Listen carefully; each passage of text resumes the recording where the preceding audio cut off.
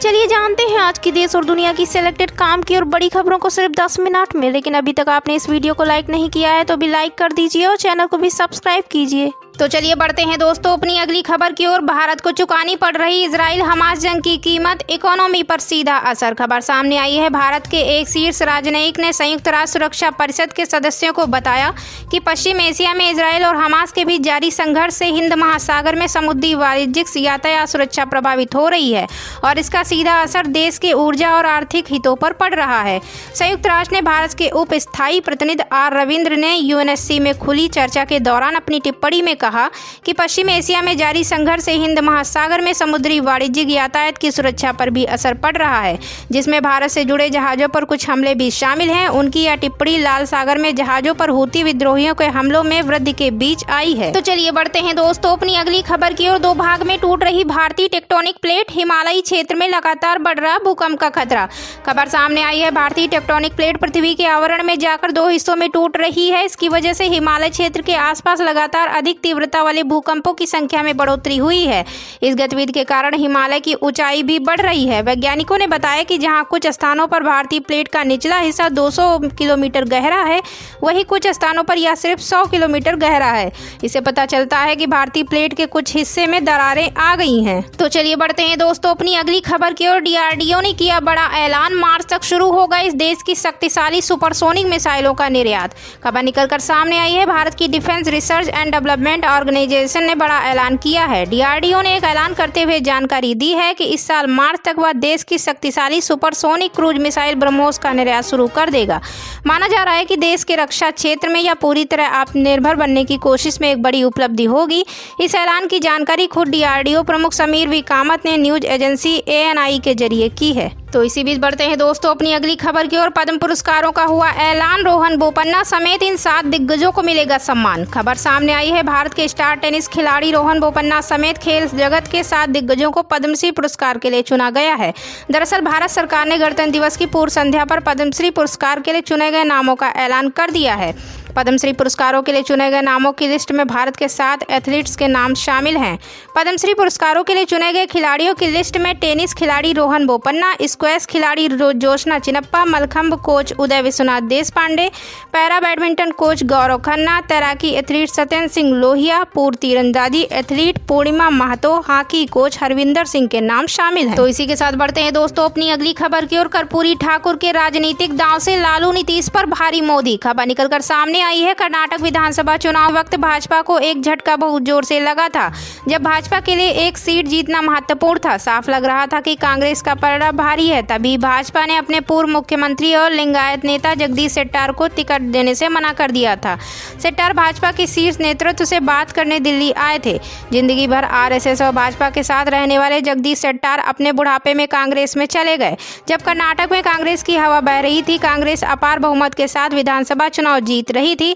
ऐसे समय में जगदीश शेट्टार का कांग्रेस में चले जाना कर्नाटक में भाजपा सरकार के कफन में आखिरी कील साबित हुआ। इसी बीच बढ़ते हैं दोस्तों अपनी अगली खबर की ओर। वेंकैया नायडू को पद्म विभूषण तो मिथुन को मिला पद्म भूषण पुरस्कार। खबर सामने आई है। केंद्र सरकार ने 75वें गणतंत्र दिवस समारोह की पूर्व संध्या यानी गुरुवार शाम प्रतिष्ठित पद्म पुरस्कारों की घोषणा की है, जिसमें भारत की पहली मादा हाथी महावत पार्वती बरुआ को इस साल पद्मश्री पुरस्कार से सम्मानित किया गया है। वहीं पद्म विभूषण से मशहूर अभिनेत्री वैजंती माला बाली, कोनिदेला चिरंजीवी, एम वेंकैया नायडू, विंध्येश्वर पाठक और पद्मा सुब्रमण्यम को सम्मानित किया गया। पद्म भूषण पुरस्कार पाने वालों में सर्वोच्च न्यायालय की पहली महिला न्यायाधीश, मुख्य न्यायाधीश एम फातिमा बीवी, अभिनेता मिथुन चक्रवर्ती और बॉम्बे समाचार के मालिक हरमुज जी एन का नाम शामिल है। तो इसी बीच बढ़ते हैं दोस्तों अपनी अगली खबर की ओर। 200 सालों में जिसने नहीं लड़ा कोई युद्ध, उसकी जिद के आगे तुर्की ने भी मानी हार। नाटो सदस्यता पर क्यों बदला अपना रुख।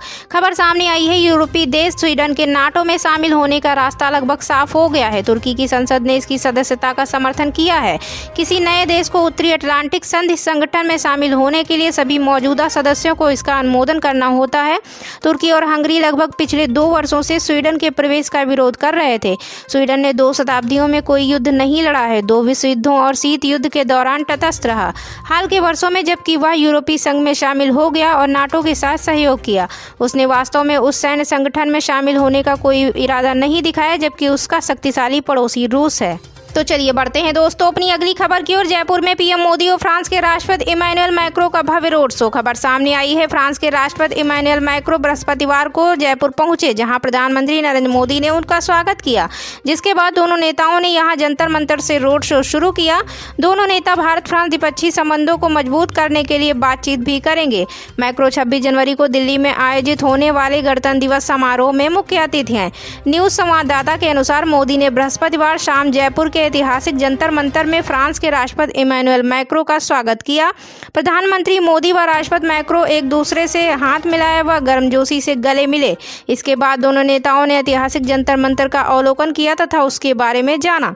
इससे पहले मैक्रों अपने भारत दौरे के तहत बृहस्पतिवार दोपहर जयपुर पहुंचे। हवाई अड्डे पर राज्यपाल कलराज मिश्र, विदेश मंत्री एस जयशंकर और मुख्यमंत्री भजन लाल शर्मा ने मैक्रों का स्वागत किया। तो चलिए बढ़ते हैं दोस्तों अपनी अगली खबर की ओर। बिहार में सियासी हलचल के बीच राहुल गांधी दिल्ली रवाना, न्याय यात्रा पर 2 दिन का ब्रेक।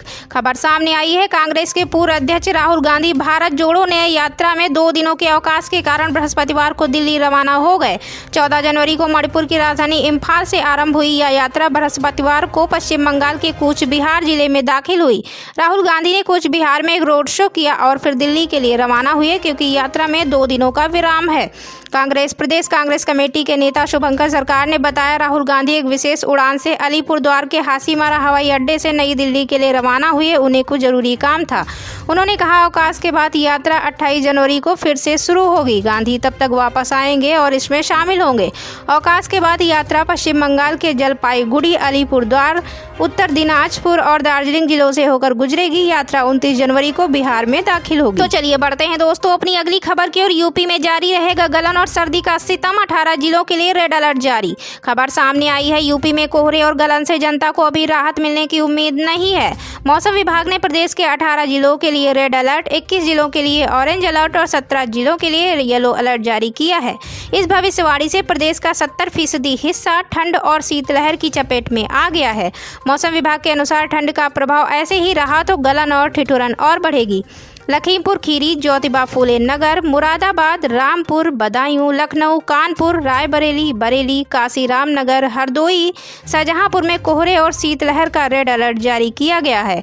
वहीं मुजफ्फरनगर, बागपत, आगरा, एटा, बिजनौर, अलीगढ़, अंबेडकर नगर, सहारनपुर, मथुरा, मेरठ, गाजियाबाद, बुलंदशहर, सुल्तानपुर, अमेठी, गौतम बुद्ध जिले में ऑरेंज अलर्ट जारी किया गया है।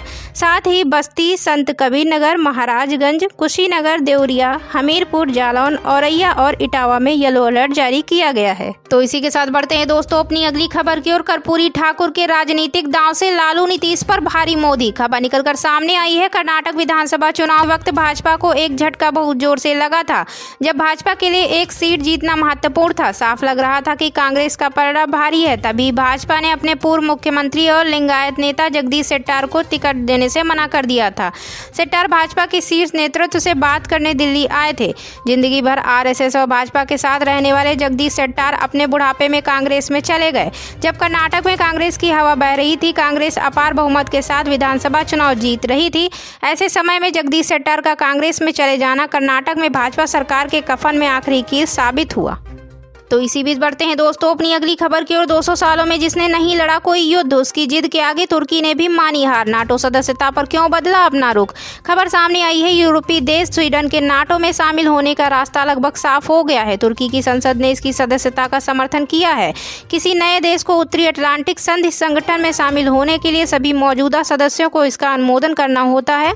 तुर्की और हंगरी लगभग पिछले 2 वर्षों से स्वीडन के प्रवेश का विरोध कर रहे थे। स्वीडन ने 2 शताब्दियों में कोई युद्ध नहीं लड़ा है। 2 विश्व युद्धों और शीत युद्ध के दौरान तटस्थ रहा। हाल के वर्षों में जबकि वह यूरोपीय संघ में शामिल हो गया और नाटो के साथ सहयोग किया, उसने वास्तव में उस सैन्य संगठन में शामिल होने का कोई इरादा नहीं दिखाया, जबकि उसका शक्तिशाली पड़ोसी रूस है। तो चलिए बढ़ते हैं दोस्तों अपनी अगली खबर की ओर। भारतीय पैरा बैडमिंटन के कोच द्रोणाचार्य गौरव खन्ना पद्मश्री से होंगे सम्मानित, बोले यह मेरे लिए बड़ी उपलब्धि।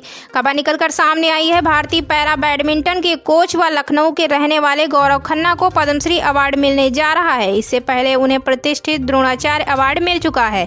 यह शहर के लिए गौरव की बात है। पुरस्कार मिलने की घोषणा के बाद गौरव ने कहा कि यह उनके लिए बड़ी उपलब्धि है। दरअसल वर्ष 2000 में एक सड़क हादसे में गौरव आंशिक रूप से दिव्यांग हो गए थे, लेकिन उन्होंने अपनी ट्रेनिंग जारी रखी। इसमें उनकी पत्नी ने पूरा साथ दिया। अपनी ट्रेनिंग और हिम्मत के चलते उन्होंने वर्ष 2004 में स्पेशल बच्चों को प्रशिक्षित करना शुरू कर दिया।